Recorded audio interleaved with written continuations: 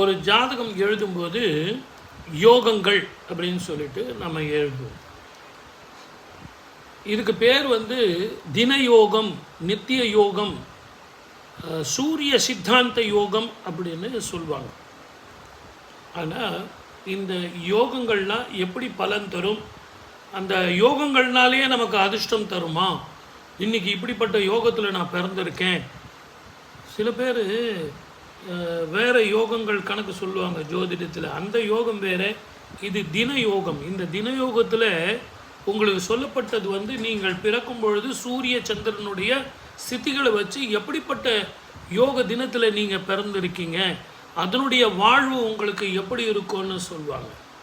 ஆனால் உங்கள் ஜாதகத்தில் கிரகஸ்திதியை வச்சு சந்திரமங்கல யோகமாக, குருச்சந்திர யோகமாக, செவ்வாய் நீச்சப்பட்டு நிறைய பேர் இப்போ ஜாதகத்தில் சொல்லிகிட்டு இருக்காங்களே, நீச்சபங்க ராஜ யோகம், அவ்வளோ உடனே எல்லாம் கிடைச்சிரும் அப்படின்னு.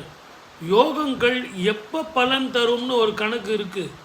அந்த யோகம் எப்படிப்பட்ட யோகம், யோகம்னா என்னன்னு புரிஞ்சுக்கணும்.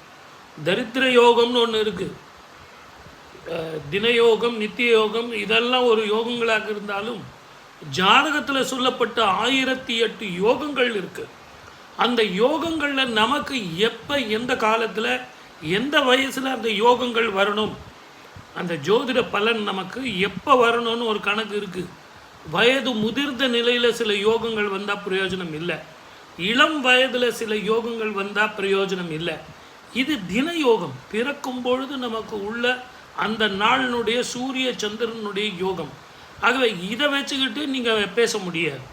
அதே மாதிரி உங்கள் ஜாதகத்தில் சில யோகங்கள் இருக்குது, எனக்கு ராஜயோகம் வந்துடும், நான் தான் அடுத்த ராஜா அப்படின்னா அந்த மாதிரிலாம் மறுத்தனமாக பேச முடியாது.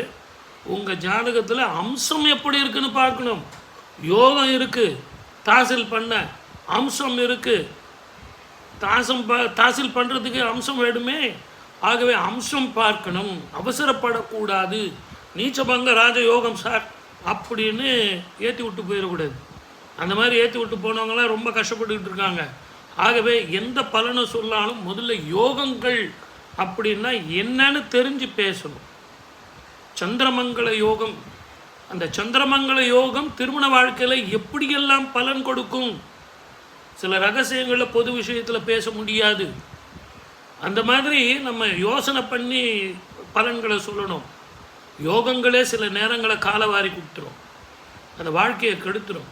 சில யோகங்கள் பெரிய லட்சாதிபதி ஆக்கிவிடும், சில யோகங்கள் அதுக்கு ஆப்போசிட்டாக இருக்கும். எதையும் யோசித்து நிதானமாக பேசணும்.